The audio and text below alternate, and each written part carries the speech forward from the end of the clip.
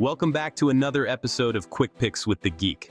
I am your host, Bro Power the Geek. Next up, we got MarQuel Mederos versus Mason Jones, and this is a really interesting lightweight matchup because you've got a technical striker with excellent takedown defense going up against a pressure fighter who would apparently like to turn every fight into a cardio competition.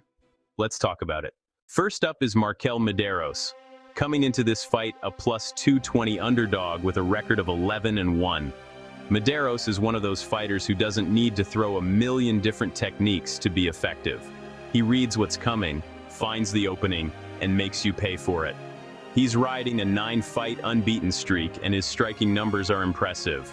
He's landing around 5 significant strikes per minute with a ridiculous 58% significant striking accuracy. That's some pretty clean work. He's also got legitimate power. 6 of his 11 victories have come by KO or TKO, and that heavy right hand combined with his intercepting knees makes him dangerous when opponents try to rush into his space. And that's especially important in this matchup because Mason Jones is absolutely going to try to bring the pressure. Maderos also has an 82% takedown defense, which is a massive part of his game. He has excellent hips and underhooks, and he clearly prefers the sprawl and brawl approach. Basically, Maderos is saying, you can wrestle if you want, but I'm going to make you wrestle the floor instead. The problem is that Maderos has some limitations. He's 5'10" with a 69.5-inch reach, so he doesn't have a ton of physical length for this division. His striking defense can also get a little sketchy because he's comfortable staying in the pocket. He's absorbing 4 significant strikes per minute, and that's dangerous against a guy who throws as much as Mason Jones. And then there's the biggest limitation in his game. There really isn't an offensive grappling dimension. Maderos has no professional submission wins and just an 8% takedown accuracy. So if his striking isn't working, he doesn't have a wrestling game sitting there waiting to save the day. Now we get to Mason the Dragon Jones, coming into this fight a minus 260 favorite with a record of 18-2. And Mason Jones is basically built to make a lightweight's evening miserable. He's riding a 7-fight winning streak, and his entire game revolves around pressure. He lands 6 significant strikes per minute, so he's right there with Maderos in terms of offensive output. But Mason isn't just going to stand at range and trade. This guy has black belts in both Judo and Brazilian Jiu-Jitsu, and he averages an impressive 3.48 takedowns per 15 minutes.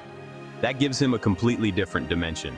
He can pressure you with punches, get you reacting, change levels, hit a trip or a judo throw, and suddenly you're spending the rest of the round trying to figure out why the ceiling is so interesting. And Mason has some serious finishing ability too. 11 of his 18 victories have come inside the distance, including 8 knockouts and 3 submissions. He's also got legitimate championship experience, having been a simultaneous 2-division Cage Warriors champion at lightweight and welterweight. So this isn't just some guy who likes to fight fast. There's a lot of experience behind that pressure. But there is one big problem with Mason's style. He gets hit a lot. He absorbs about 4.5 significant strikes per minute and has just a 50% striking defense.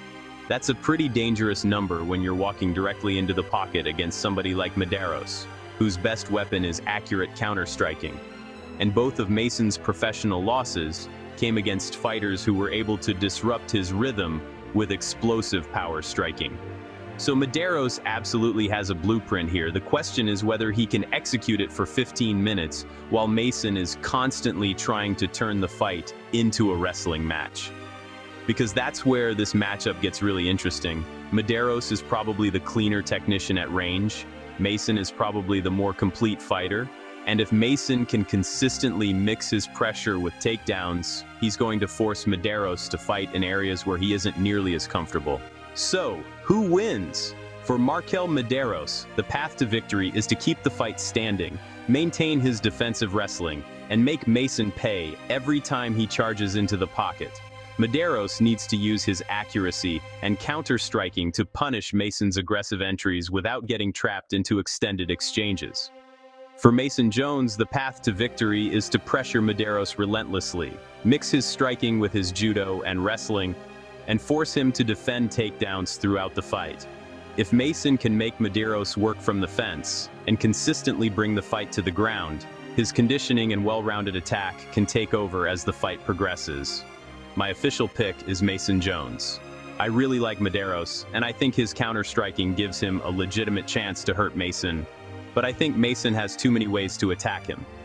The pressure, the wrestling, the judo, and the cardio give him more opportunities to win this fight. If you enjoyed this, go ahead and smash that like button. If you haven't subscribed yet, what are you waiting for? Hit that subscribe button and turn on notifications so you don't miss a beat when the next video drops. And don't be shy, leave a comment below and let me know who you got winning this fight. Let's see who really has the crystal ball around here. Until next time.